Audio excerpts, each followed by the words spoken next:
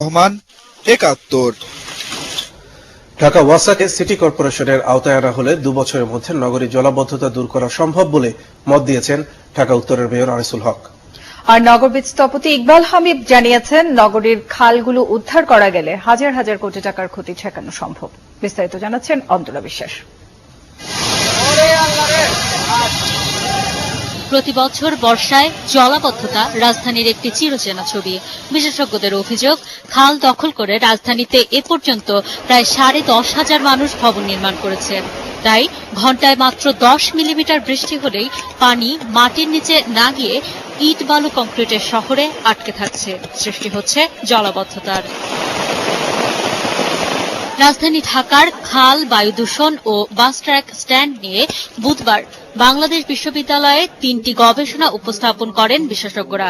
এ সময় স্থপতি ইকবাল হাবিব বলেন, রাজধানীতে খাল পুনরুদ্ধারের মাধ্যমে হাজার হাজার কোটি টাকার ক্ষতি ঠেকানো সম্ভব।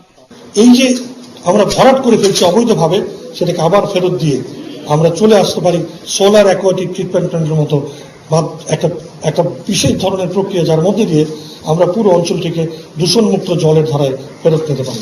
অনুষ্ঠানে ঢাকা উত্তর সিটি কর্পোরেশনের মেয়র বলেন, রাজধানীর খালগুলোর মালিক জেলা প্রশাসন, আর খাল খনন করতে পারে ওয়াসা। খালের উপর ভবন নির্মাণের অনুমতি দিতে পারে রাজউক। তাই খাল পুনরুদ্ধার করতে এই ৩ কর্তৃপক্ষকে সচেতন হতে হবে। ঢাকা শহরে যদি খাল, নদী, বিল এগুলোকে উদ্ধার করতে হয়, রাজউক এবং ওয়াসার কিছু ডিপার্টমেন্ট, স্পেশালি ওয়াসার কিছু কাজ পুরোপুরিভাবে মেয়রের হাতে দিয়ে দেওয়া উচিত, অথবা ওয়াসাকে 2 মেয়রের আন্ডারে নিয়ে আসা উচিত। তাহলে অনেক বেশি সমন্বিত কাজ হবে এবং ঢাকা শহরে আমি মনে করি 2 বছরের মধ্যে আমরা ঢাকাকে জলাবদ্ধতা থেকে পরিষ্কার করে ফেলতে পারি।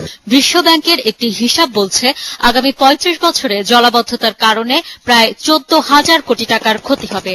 আর এ চ্যালেঞ্জ মোকাবেলায় ঢাকাকে ঘিরে ৪০০ কোটি টাকা ব্যয় করতে হবে। অন্তরা বিশ্বাস, ৭১, ঢাকা।